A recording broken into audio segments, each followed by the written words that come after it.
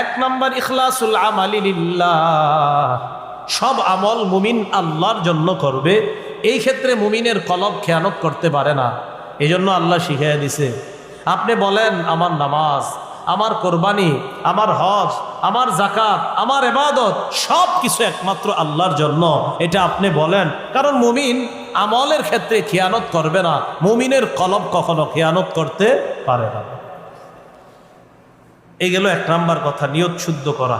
দুই নাম্বার, হালাল টাকায় কোরবানি দেওয়া। বলেন কি টাকায় কোরবানি দেওয়া? হালাল টাকায় কোরবানি দেওয়া, এই কথাটা মনে রাখতে হবে। قال رسول الله صلى الله عليه وسلم, রাসূলুল্লাহ সাল্লাল্লাহু আলাইহি ওয়াসাল্লাম বলেন, আমার উম্মতের উপর এমন একটা সময় আসবে, লা ইউবালিল মারউ মা আখাযা মিনহু আমিনাল হালালি আও মিনাল হারাম। আমার উম্মতের উপর এমন একটা সময় আসবে, বুখারীর বর্ণনা, আমার উম্মত পরোয়া করবে না সে কি হালাল কামাই করলো না হারাম কামাই করলো, এটা উম্মত পরোয়া করবে না। হইলেই হইছে, বাস ইচ্ছা মতো কামাই করবে, চাই হারাম হোক চাই হালাল হোক। কিন্তু মনে রাখতে হবে, কোরবানি করতে হবে হালাল টাকায়। এখানে যদি বেশিরভাগ উপার্জন হারাম হয় অথবা পুরা উপার্জন হারাম হয় কোনো একজন শরীকের, তাহলে সবার কোরবানি বাতিল। কথাটা বুঝছেন নি? কোনো একজন শরীকের বেশিরভাগ উপার্জন যদি হারাম হয় অথবা পুরো অংশ যদি হারাম হয়, সবার কোরবানি বাতিল হয়ে যাবে। আল্লাহ হেফাজত করেন। এই জন্য শরীক নির্বাচনে সতর্কতা অবলম্বন করা। তো বলেন তো দুই নম্বর কাজে কি জানি? কোরবানির ক্ষেত্রে হালাল টাকায় কোরবানি দেওয়া। তিন নম্বর কি? শরীয়ত মোতাবেক কোরবানি দেওয়া। শরীয়ত মোতাবেক আল্লাহর নাম নিয়ে কোরবানি আদায় করা, কোরবানি দেওয়া। আল্লাহ পাক রব্বুল আলামিন বলেন, ওয়ালা তাকুলু মিম্মা লাম ইউযকার ইসমুল্লাহি আলাইহি, যেই পশু জবাই করার সময় আল্লাহর নাম নেওয়া হয় না ওই পশুর গোশত তোমরা খাবে না। যেই পশু জবাই করার সময় আল্লাহর নাম নেওয়া হয় না ওই পশুর গোশত তোমরা খাবে না। অন্য আয়াতে আল্লাহ বলেন, ফাকুলু মিম্মা যুকিরা ইসমুল্লাহি আলাইহি, ওই পশুর গোশত তোমরা খাও যেই পশু জবাই করার সময় আল্লাহর নাম নেওয়া হয়।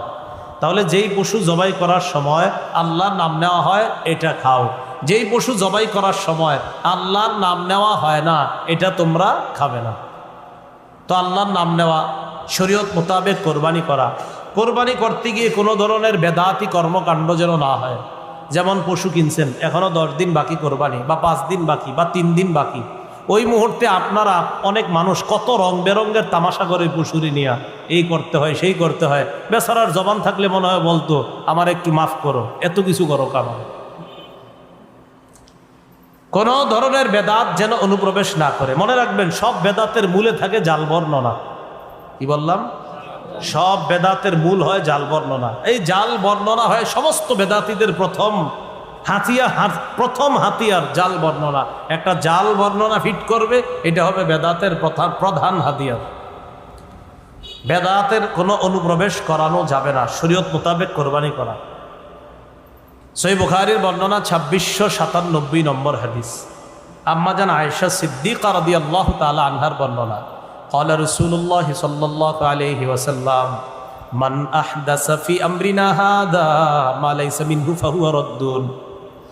রাসূলুল্লাহ সাল্লাল্লাহু আলাইহি সাল্লাম বলেন, আমাদের ইসলাম ধর্মের মধ্যে, ইসলামের এই শরীয়তের মধ্যে কেউ যদি ইবাদতের নামে সওয়াবের আশায় নতুন কিছু আবিষ্কার করে, বলেন ইসলাম, বলেন সবাই, ইসলামের মধ্যে ইবাদতের নামে সওয়াবের আশায় নতুন কিছু আবিষ্কার করে, এটা বেদাত। এটা কি? ফাহুয়া রাদ্দুন, এটা প্রত্যাখ্যান করা হবে। ইমাম মালিক রাহমাতুল্লাহি আলাইহি বলেন, মান ইবতাদা ফিল ইসলামি বিদআতান ইয়ারাহা হাসানা ফাকাদ জাআমা আন্না মুহাম্মাদান ক্বাদ খানা রিসালা।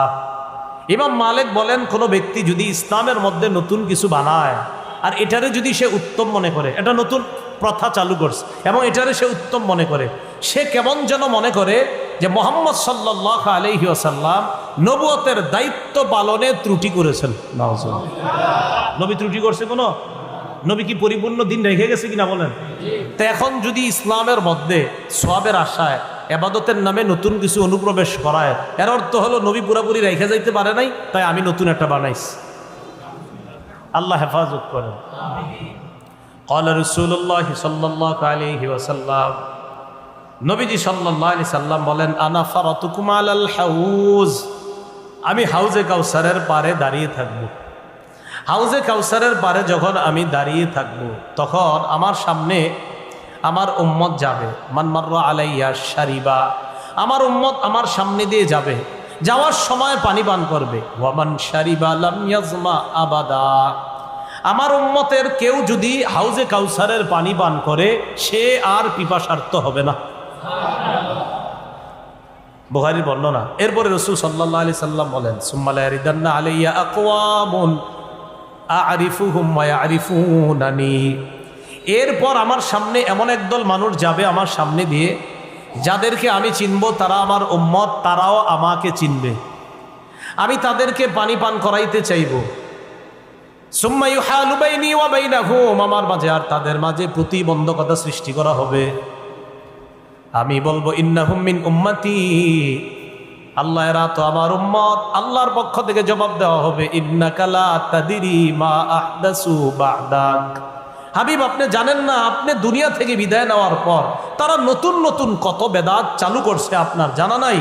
যখন নবী জানবে এই মানুষগুলা ইসলামের মধ্যে আমি যেই ধর্ম রেখে এসেছি, আমি যেই শরীয়ত রেখে গেলাম, এটার মধ্যে তারা নিজেদের মন মতো নতুন কিছু আবিষ্কার করছে, তখন নবী বলবেন, সুহকান সুহকান লিমান গায়্যারা দীনি, আমার সামনে থেকে দূর হও, যে আমার ইসলামকে, আমার রেখে আসা শরীয়তকে পরিবর্তন করে দিয়েছে, সে আমার সামনে থেকে দূর হও, আমি তোমার চেহারাটা দেখতেও চাই না। পানি পান করাবে দূরের কথা, ওই উম্মতকে বলবে, দূর হও, দূর হও আমার সামনে। তাহলে হাউজে কাউসারের পানি নবী পান করাবে তাদেরকে, যারাই যাবে সামনে দিয়ে। নবী বলছেন, আমার সামনে একদল মানুষ যাবে, যাদেরকে আমি চিনব, তারাও আমাকে চিনবে। আমি তাদেরকে আমার আর তাদের মাঝে প্রতিবন্ধকতা সৃষ্টি করা হবে। আমি বলবো, ইন্নাহুম মিন উম্মতি, তারা তো আমার উম্মত। জবাব দেওয়া হবে, ইন্নাকা লা তাদরি মা আহদাসু বা'দাক, আপনি জানেন না, আপনি দুনিয়া থেকে চলে আসার পর তারা কত নতুন কিছু আবিষ্কার করছে। নবীজি বলেন, তখন আমি বলবো, সুহকান সুহকান লিমান গায়্যারা দীনি ওয়া ফি রিওয়ায়া বাদদালা দীনি, আমার ধর্ম, অর্থাৎ আমি যে ধর্ম রেখে আসলাম দুনিয়াতে, যে শরীয়ত রেখে আসছি, এটা যে পরিবর্তন করেছে, দূর হও, দূর হও আমার সামনে থেকে। আল্লাহ আমাদেরকে হেফাজত করেন। কয় নম্বর কথা গেল? 3, শরীয়ত মোতাবেক কোরবানি করা। 4 নম্বর, কাউকে দেখানোর জন্য কোরবানি না করা। 4 নম্বরটা এমনি বলতে পারি যে রিয়া মুক্ত কোরবানি করা। বলেন, রিয়া মুক্ত কোরবানি করা, লৌকিকতা মুক্ত কোরবানি করা, লৌকিকতা মুক্ত কোরবানি করা, লোক দেখানো ছাড়া কোরবানি করা। লোক দেখানোর কোরবানি যদি হয়, তাহলে এটা কিন্তু মুশকিল হয়ে যাবে, এটা আল্লাহ কবুল করবেন না। তিরমিজি শরীফের লম্বা হাদিস, 2382 নম্বর হাদিস, এই হাদিসের মধ্যে আসছে রাসূলুল্লাহ সাল্লাল্লাহু আলাইহি ওয়াসাল্লাম 2380, 2381, 82, 2383, এই হাদিসগুলো সব রিয়ার ব্যাপারে। রাসূল বলেন, মাইয়ুরাই ইউরাইল্লাহ ওয়া মাইয়ুসাম্মি ইউসাম্মিহুল্লাহ, যে কাউরে দেখানোর জন্য কোনো আমল করে, কিয়ামতের মাঠে আল্লাহ তারে দেখায়া দিবেন। মানে এই রিয়ার পরিবর্তে যে গজব আল্লাহ দিবেন, সেটাও সে দেখতে পাবে। অমাইয়ুসাম্মি, যে মানুষকে শোনানোর জন্য কিছু করে, যে মানুষ আমারে বলবে আমি শাইখুল হাদিস, আমি বড় মুহাদ্দিস, এটা আমারে বলবে, আল্লাহ কিয়ামতের ময়দানেও তাকে ভয়ঙ্কর কিছু শুনিয়ে দিবেন। বলেন নাউজুবিল্লাহ। সূরা হজের 32 নম্বর আয়াতে কারিমা তেলাওয়াত করলাম। এই আয়াতে আল্লাহ পাক রব্বুল আলামিন আল্লাহর নিদর্শনাবলী নিয়ে আলোচনা করেছেন। এখানে আল্লাহর অনেকগুলো নিদর্শনের মধ্যে অন্যতম নিদর্শন হলো আল্লাহর বিধান মতে ইব্রাহিম আলাইহিস সালাতু ওয়াস সালামের সুন্নত হিসাবে রাসূলুল্লাহ সাল্লাল্লাহু আলাইহি সাল্লামের শিখানো পদ্ধতিতে মানুষ যে কোরবানি করে, এই কোরবানিও এটা আল্লাহর একটা নিদর্শন।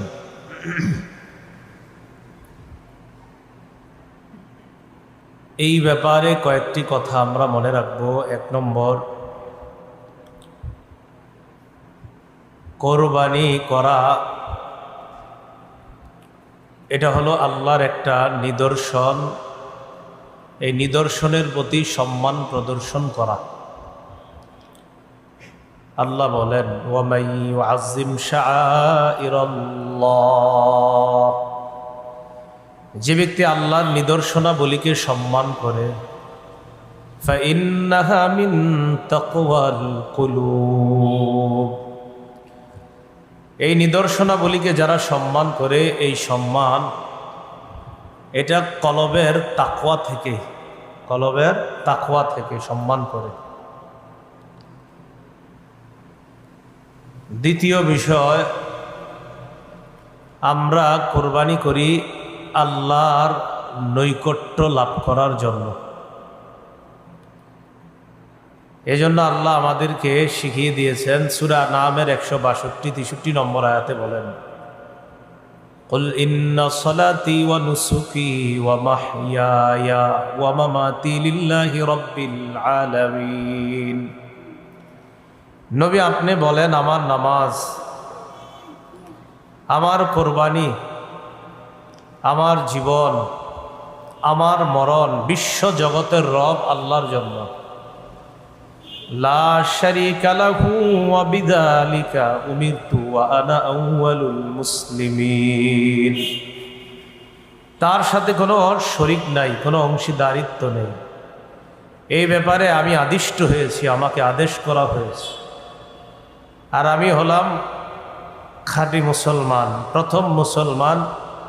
আর কোরবানির যে দোয়াটা নবী শিখাই দিয়েছেন সেখানে আছে ওয়া আনা মিনাল মুসলিমিন, আমি মুসলমানদের অন্তর্ভুক্ত। মুসলমান মানে আত্মসমর্পণকারীদের অন্তর্ভুক্ত। কোরবানির বিষয়ে তৃতীয় কথা, আমরা কোরবানি আদায় করি ইব্রাহিম আলাইহিস সালাতু ওয়াস সালামের সুন্নত জিন্দা করার জন্য। সূরা আস-সাফফাতের 107 নম্বর আয়াতে আল্লাহ বলেন, ওয়া ফাদাইনাহু বিযিবহিন আযীম, আমি তাকে একটা বড় প্রাণীর মাধ্যমে, প্রাণীকে জবাই করার মাধ্যমে আমি তাকে মুক্ত করলাম। ইব্রাহিম নবী যে স্বপ্ন দেখেছিলেন, এই স্বপ্ন আমি বাস্তবায়ন করলাম। আর সন্তানকে জবাই করা থেকে একজন বাবাকে আমি মুক্তি দিলাম একটা বড় প্রাণী কোরবানি দেওয়ার মাধ্যমে। তাফসীরে আসছে দুম্বা, কি বড় একটা দুম্বা কোরবানি দেওয়ার মাধ্যমে। এই ব্যাপারে ইবনে মাজার বর্ণনা 3127 নম্বর হাদিস।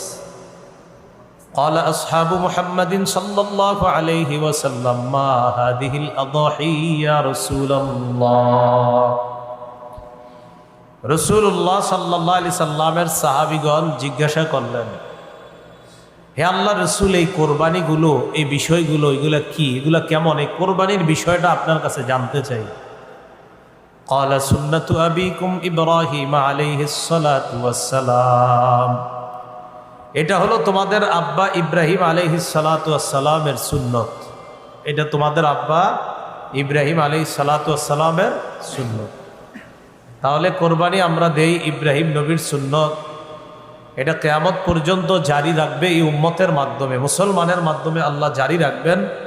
এটা প্রতিষ্ঠিত করার জন্য আমরা কোরবানি দিই।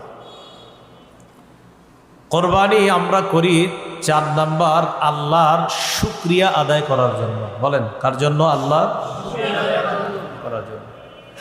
সূরা হজের 36 নম্বর আয়াতে আল্লাহ বলেন, ওয়াল বুদনা জাআলনাহা লাকুম মিন শাআইরিল্লাহি লাকুম ফিহা খায়র।